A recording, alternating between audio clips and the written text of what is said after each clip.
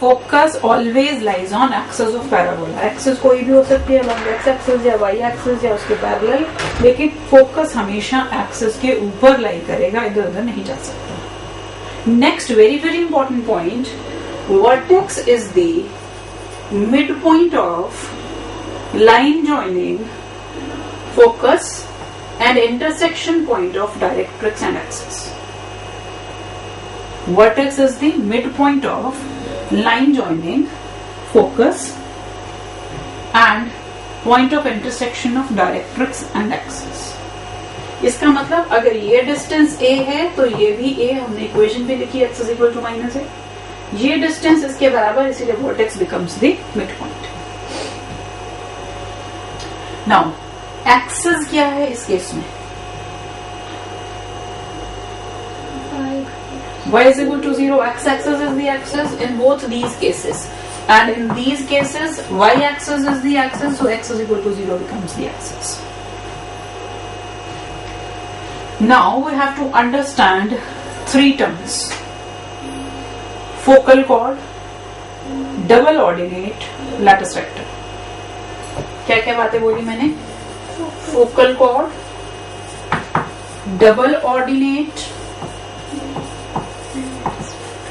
And latus rectum. इन तीनों का डिफरेंस बिल्कुल क्लियर होना चाहिए। फोकल कॉर्ड क्या होती है? या फोकल कॉर्ड से भी पहले एक और चीज हम बोलते हैं, कॉर्ड ऑफ द पैराबोला। हाँ जी, chord of the parabola. Any line whose ends lie on the parabola is the chord of the parabola. Focal chord का मतलब क्या हो जाएगा? Any chord passing through focus is the focal chord. What is double ordinate?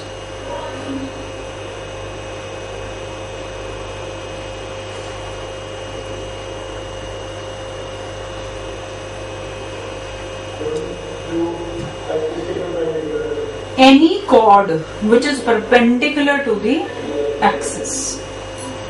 Any chord perpendicular to the axis, ये हो गई chord, ये हो गई focal chord, ये भी chord है. Double ordinate is also a chord, but it's specific, perpendicular to the axis, so this becomes double ordinate. And what is lattice rectum?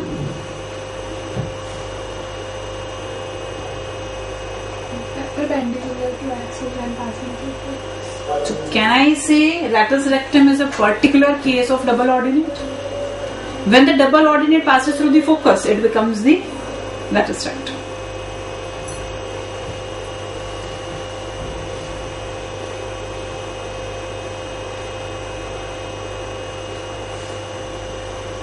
अच्छा, एक चीज और, जब हमारे पास पैराबोला पर क्वेश्चन आते हैं तो 95% questions are on this form. First one, y square is equal to 4x. 95%, I should say 98% is on y square is equal to 4x. तो हम जितने भी रिजल्ट करने वाले हैं वो इसी के लिए करेंगे, बाकी किसी के लिए हम ऐसा रिजल्ट डिराइव नहीं करेंगे.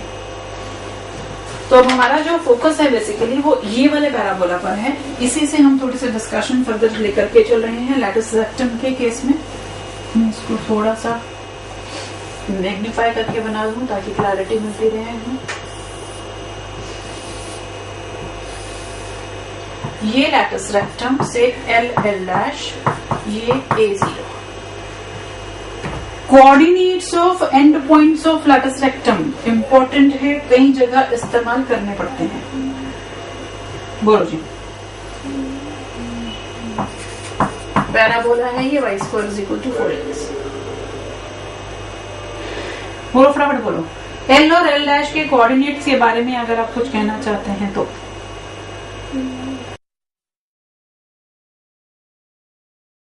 एक्स कोऑर्डिनेट A0 से पासिंग है, परपेंडिकुलर चल रहे हो तो डेफिनेटली A होगा. What will be y? ये पॉइंट इस पैराबोला पे लाई कर रहा है तो x की जगह A पुट कर रहे हैं तो y square is equal to 4a square. इसका मतलब y 2a है या फिर -2a. So these are important ones. End points of lattice rectum a2a, a-2a. तो अगर आपको पैराबोला की इक्वेशन मालूम है, आप ये कोऑर्डिनेट्स इजीली फाइंड आउट कर सकते हो. अब नेक्स्ट जो मेरे पास पॉइंट है, that is the length of latus rectum. बोलो जी, what is the length of latus rectum? 4a. In all the parabolas, length of lattice rectum is 4a. ये 2a distance, ये 2a distance. So 4a becomes the length of lattice rectum. Now, अभी हमने पढ़ा था कि ये distance focus और vertex में भी a है, वर्टेक्स और intersection point of axis directrix में भी a है. तो हम लेंथ ऑफ लैटिस रेक्टम को एक और तरीके से डिफाइन करते हैं. Lattice rectum is 2 times distance between focus and directrix. तो अगर आपको फोकस के कोऑर्डिनेट और डायरेक्ट्रिक्स की इक्वेशन गिवन हो नॉन स्टैंडर्ड फॉर्म में, अगर तो स्टैंडर्ड फॉर्म में है फिर तो वैसे आराम से निकल जाएगा, कोई दिक्कत ही नहीं है. नॉन स्टैंडर्ड फॉर्म मतलब से फोकस है 3 4, डायरेक्ट्रिक्स है 3x + 4y - 1 = 0. आपसे पूछा जाए लेंथ ऑफ लैटिस रेक्टम, तो आपको क्या करना है, उस पॉइंट से लाइन का परपेंडिकुलर डिस्टेंस आपको पता है कैसे निकालते हैं, उसका डबल कर देंगे तो you will reach at your answer. ठीक है. अब नेक्स्ट जो मेरा पॉइंट है यहां पर, that is focal distance of any point lying on the parabola. Focal distance of any point lying on the parabola, and formula for that is x plus a. Focal distance होता क्या है पहले तो ये समझ लेते हैं. क्या होता है बोला focal distance? Distance of any point from the focus, and it is x plus a, where x is the abscissa of the point from where you want to calculate the distance.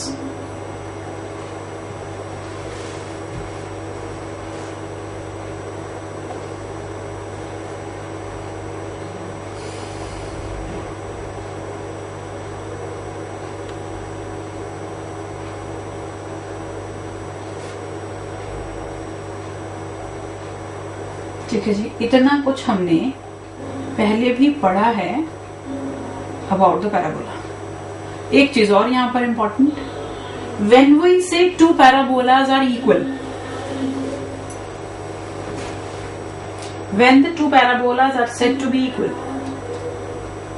If their lengths of latus rectum are same, then the parabolas are said to be equal.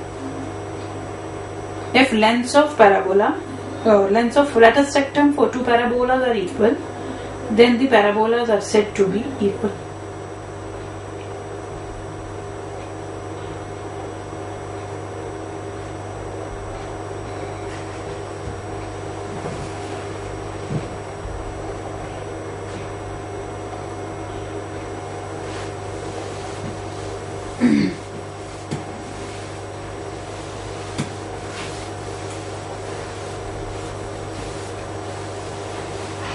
ठीक है जी, इतना सब कुछ हमने already पढ़ लिया था about the parabola. Next very very important concept is of parametric coordinates of any point lying on parabola. Y square is equal to 4x. Parametric coordinates का कॉन्सेप्ट क्या है वो हमने समझ लिया था जब हम सर्कल में कर रहे थे. मतलब क्या है, किसी भी पॉइंट के x और y कोऑर्डिनेट दोनों को एक थर्ड वेरिएबल की टर्म में रिप्रेजेंट कर दिया. That third variable, the name given to that is parameter. As we change that parameter, we get different points which are lying on my curve. यहाँ पर जो पैरामीट्रिक कोऑर्डिनेट्स हैं 80 square to 80, where t is the parameter of the point. 80 square to 80, किसी भी parabola के लिए a तो defined होगा, वह पैराबोला डिफाइंड है. I know a, the only unknown is t. That t is called parameter of the point P. कई बार इसको पॉइंट t इस नाम से भी रेफर किया हो सकता है क्वेश्चन में. Point t on the parabola means I am talking about 80 square to 80. Point t1 on the parabola 81 square to 81. Likewise कुछ भी आपसे यहाँ पर पूछा जा सकता है. Now ये कैसे है तो खैर आप देख ही सकते हो. अगर मैं y को 280 डालूं और x को 80 स्क्वायर डालूं तो ये क्वेश्चन हमेशा जस्टिफाइड है. So as we get different values of t, we get different points which are lying on the parabola.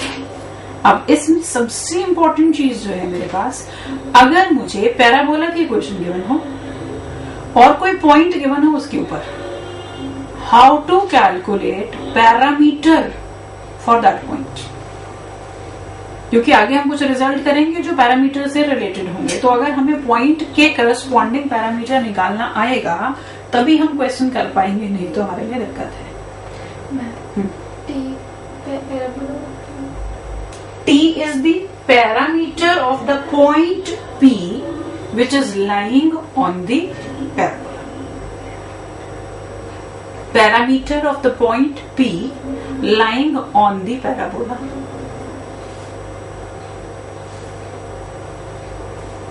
अब जरा असाइनमेंट खोलो, फर्स्ट क्वेश्चन देखो जरा. मेरी assignment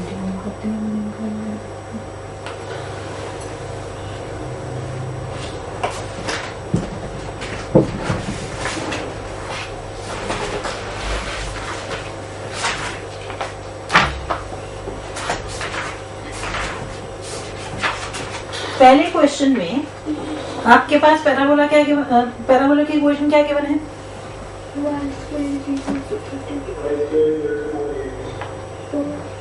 y square is equal to first question है y square is equal to 32x. y square is equal to 32x. Point क्या given है? 2 - 8. ठीक है, आगे क्वेश्चन अभी नहीं पढ़ना, वो तुम्हारी अभी समझ में नहीं आएगा, थोड़ी देर में आएगा. अभी सिंपल मैंने एक काम करना है, ये पॉइंट इस पैराबोला पे लाई कर रहा है. ठीक है, मुझे इस पॉइंट के करस्पॉन्डिंग पैरामीटर क्या है वो निकालना है. ठीक है जी. Any point lying on this is AT square. What is A for this? 8. So can I write 8t square 16t is the parametric coordinates of a point lying on y square is equal to 32x. ठीक है जी. अब इसको represent करता हुआ मैं बोल रही हूं कि ये वाला पॉइंट है. इसका मतलब क्या हुआ? 8t स्क्वायर 2 के बराबर है और 16d - 8 के बराबर है. And both should be justified simultaneously. यहां से t की वैल्यू -1/2, यहां से t स्क्वायर 1/4, मतलब t की 2 पॉसिबल वैल्यूज हो सकती हैं, 1/2 एंड -1/2. लेकिन दोनों को एक साथ जस्टिफाई करवाना है, इसका मतलब t की वैल्यू कितनी आएगी? -1/2.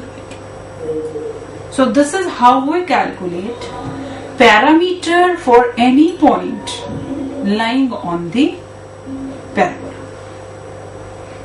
ठीक है जी. पैराबोला की इक्वेशन गिवन है तो इन टर्म्स ऑफ पैरामीटर ऐसे इक्वेशन लिख सकते हैं.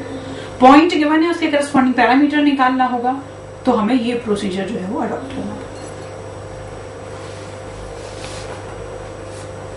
चल सकते हैं आगे? चलो जी.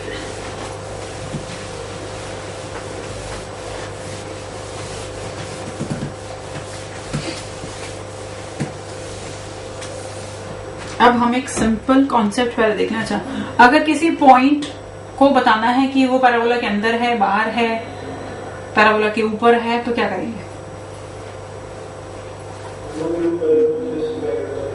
अगर तो इक्वेशन में डाल करके 0 आ गया आंसर तो उसके ऊपर है. If you get a negative quantity तो अंदर है, ग्रेटर देन 0 क्वांटिटी तो बाहर है. ठीक है. अब जो नेक्स्ट इंपॉर्टेंट कॉन्सेप्ट है जिसपे बहुत क्वेश्चंस हमें मिलते हैं पेपर के अंदर, that is equation of tangent to parabola y square is equal to 4ax. First है से एट x1 y1. कोई भी पॉइंट गिवन हो जो कि पैराबोला के ऊपर लाई कर रहा है, उस पर टेंजेंट की इक्वेशन लिखनी हो. क्या तरीका बताया था सर्कल की इक्वेशन करते हुए? जहां पर y स्क्वायर है उसको क्या करोगे?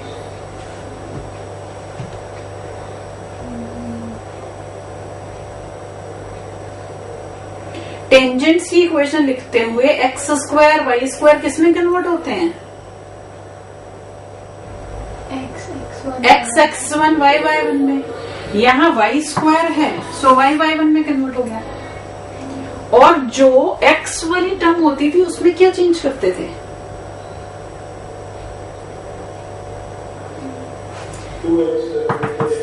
2a x plus x1. x के कोएफिशिएंट का आधा कर देते थे और आगे वाली जो 2x बच गया है उसको x plus x1. So this is the equation of tangent at x1 y1 for the parabola y square is equal to 4x. अभी जैसे हमने क्वेश्चन देखा था y square is equal to 32x. 2 minus 8 point, ये था 2 minus 8 point लाई कर रहा है इस पैराबोला पर. अब मैं बोलूं इस पॉइंट पर इसको टेंजेंट की इक्वेशन लिखो तो लिख सकते हो. क्या हो जाएगी भला?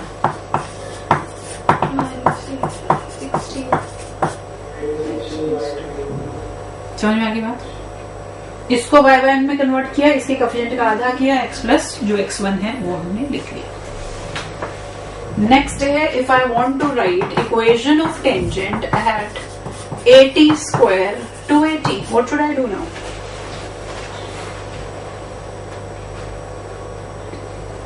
Now instead of x1 y1 what I have 80 square and 280. तो y1 की जगह 280 और x1 की जगह 80 स्क्वायर. ये कैंसर.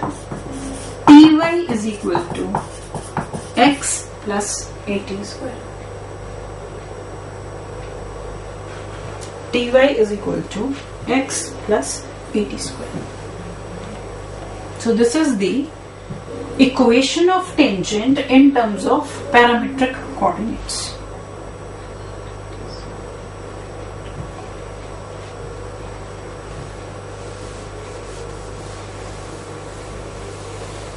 तो इसके लिए आपको जिस भी पॉइंट की आप बात कर रहे हो उसका पैरामीटर पता होना चाहिए और ये पता होना चाहिए, तब हम इक्वेशन को लिख सकते हैं.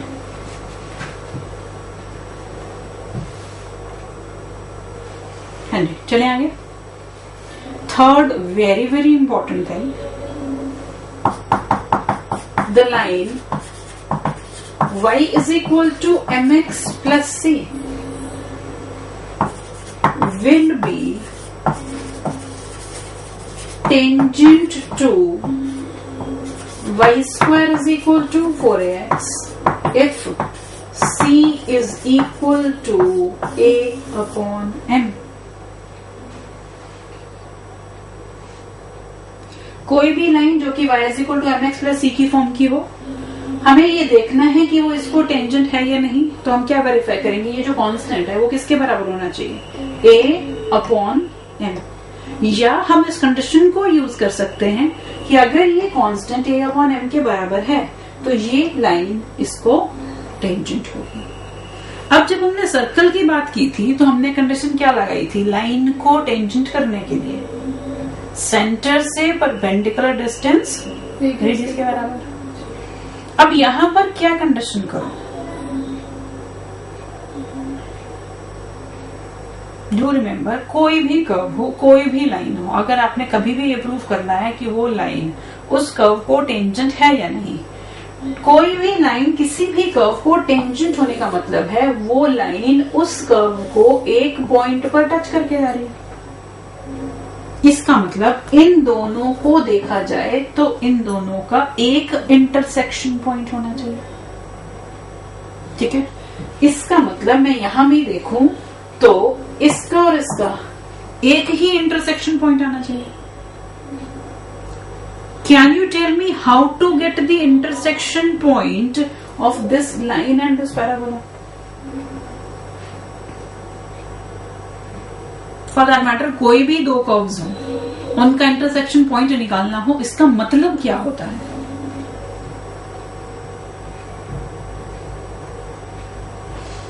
तुमने दो स्ट्रेट लाइंस के इंटरसेक्शन पॉइंट निकाले, बहुत बार निकाले। मतलब क्या होता है उसका? What do you mean by when you say the intersection points of two lines? वो जो आप पॉइंट निकाल रहे हो वो दोनों कर्व्स पे लाई कर रहे हैं। यही मतलब होता है ना इंटरसेक्शन पॉइंट का। जब आपने लीनियर इक्वेशंस को ग्राफिकली सॉल्व किया था तो आपने बोला कि जहां पर ये दोनों इंटरसेक्ट करती हैं वो सॉल्यूशन है इक्वेशन का। दोनों इंटरसेक्ट करने का मतलब ये पॉइंट दोनों लाइंस पर लाई करता है। So whenever I talk about intersection point, I am talking about the point which is satisfying both the curves. वो दो कर्व सर्कल हो, पैराबोला हो, एक पैराबोला एक सर्कल हो, एक लाइन एक पर कुछ भी हो, अननोन कर्व्स हो, कुछ मर्जी हो, इंटरसेक्ट करने का मतलब उन दो कर्व्स में वो दो कॉमन पॉइंट है। ओके, मैंने बोला किसी भी लाइन को किसी भी कर्व पर टेंजेंट होने के लिए उनके बीच में एक ही कॉमन पॉइंट होना चाहिए। मतलब अगर अब मैं इन दोनों को सॉल्व करूं simultaneously, I should get only one point, तभी ये लाइन इसको टेंजेंट हो सकती है। और अब मुझे ये बात भी समझ में आ गई कि इंटरसेक्शन पॉइंट निकालने का मतलब क्या है? इन दोनों को साइमल्टेनियसली सॉल्व करना। अब इस बात को भी थोड़ा सा एक्सप्लेन कर दो। साइमल्टेनियस सॉल्व का मतलब, दो लाइंस के लिए तो तुमने बहुत पढ़ा कि दो लीनियर इक्वेशन है, साइमल्टेनियसली सॉल्व करना है। क्या करते हो साइमल्टेनियसली सॉल्व करने के लिए? बहुत सारे मेथड पढ़े थे, equating the coefficient, cross multiplication, ये वो बहुत सारी कहानियां पढ़ी आपने।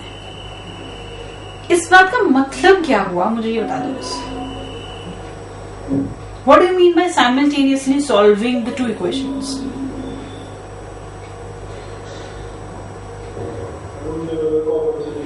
उन दोनों का कॉमन सोल्यूशन चाहिए। कॉमन सोल्यूशन का मतलब जो यहाँ पर y की वैल्यू है या जो यहाँ पर x की वैल्यू है वो इस x या इस y को भी जस्टिफाई करनी चाहिए। यही मतलब है ना इसका। इसका मतलब मैं यहाँ से y की वैल्यू उठा के इसमें डाल दूं या मैं x की उठा के इसमें डाल दूं, ये यहां से x की वैल्यू इसमें डाल दो, y की वैल्यू इसमें डाल दो, तो जो इक्वेशन बनेगी उसका सॉल्यूशन मुझे इंटरसेक्शन पॉइंट का x कोऑर्डिनेट या फिर y कोऑर्डिनेट कुछ भी देगा। अब मैं क्या करती हूँ, यहां से y की वैल्यू उठा करके यहां पर डाल देती हूँ। What am I going to get? A quadratic in x आ रही है क्वाड्रेटिक। इन दोनों के साइमल्टेनियसली सॉल्यूशंस। क्वाड्रेटिक की कितने roots? Two roots. How many roots do I need to make this line a tangent? Only one root. मुझे दो root नहीं चाहिए, मुझे तो एक ही रूट की रिक्वायरमेंट है। क्वाड्रेटिक इक्वेशन की एक रियल रूट हो, ये कब पॉसिबल होता है?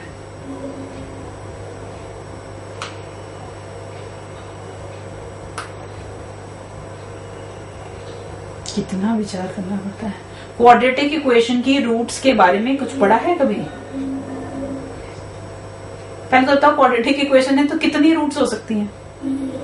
दो। क्या दोनों रूट्स रियल हो सकती हैं? कब होती है?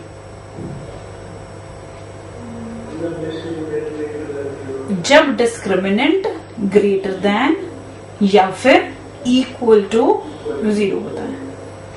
ठीक है, ये पता है, आपने बताया कौन सा? डिस्क्रिमिनेंट ग्रेटर देन या इक्वल टू 0 हो तो real root, discriminant b² minus 4ac।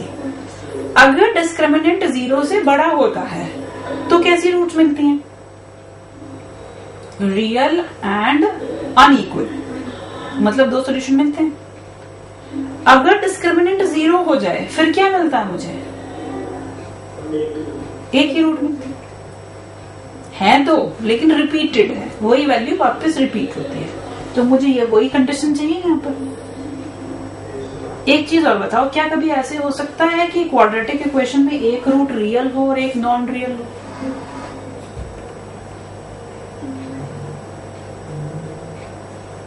ये पॉसिबल नहीं होता। अगर क्वाड्रेटिक इक्वेशन के कोएफिशिएंट्स रियल हैं तो या तो इसकी दोनों रूट्स रियल होंगी या फिर दोनों रूट्स इमेजिनरी होंगी। ये नहीं हो सकता एक रियल हो और एक इमेजिनरी हो, क्योंकि रूट्स क्या होती हैं इसकी? -b plus minus √d/2a। अगर तो d पॉजिटिव है तो दोनों रियल रूट मिलने वाली हैं। अगर d नेगेटिव हो गया तो यहाँ आयोटा आ जाएगा, दोनों इमेजिनरी हो जाएंगे। So it is never possible one root is real and another is non real, provided a, b, c are रियल। अब मुझे क्या चाहिए यहाँ पर? I want this quadratic should have only one root, one real root that is possible when d is equal to 0। और अगर आप इसको सिंप्लीफाई करके ये कंडीशन लगाएं तो आपके पास ये रिजल्ट आ जाएगा, c should be equal to a/n। तो ये जो कॉन्सेप्ट हमने अभी डिस्कस किया कि कोई भी लाइन किसी भी कर्व को टेंजेंट करनी हो, बेसिक चीज उस लाइन और उस कर्व का एक ही इंटरसेक्शन पॉइंट होना चाहिए। मतलब उन दोनों इक्वेशंस को साइमल्टेनियसली सॉल्व करने के बाद आपके पास जिस मर्जी डिग्री की इक्वेशन बने उसकी एक ही रियल रूट होनी चाहिए। समझ में आ गई? याद रह जाएगी बात? सो आपको यहाँ जो याद रखना है दैट इज दिस कंडीशन। कैसे आई वो कॉन्सेप्ट इंपॉर्टेंट है, इसलिए मैंने उसको आपको एक्सप्लेन कर दिया। सो इस लाइन को इस पैराबोला पर टेंजेंट करना है, c should be equal to a/m। Second thing that you will remember is the point of contact of tangent. The point of contact of tangent is a/m square 2a/m।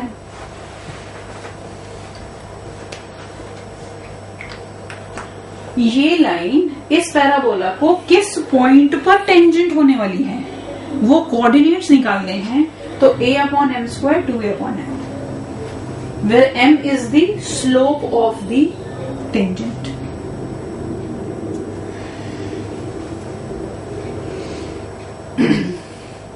ये जो हमने part अभी अभी किया, this is very very important.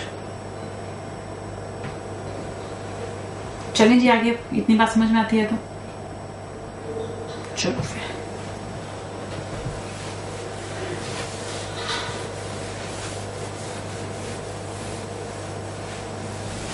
Now we come back to, तो पहले tangent वाला ही काम निपटा लें या नहीं, उससे पहले हमको करना पड़ेगा।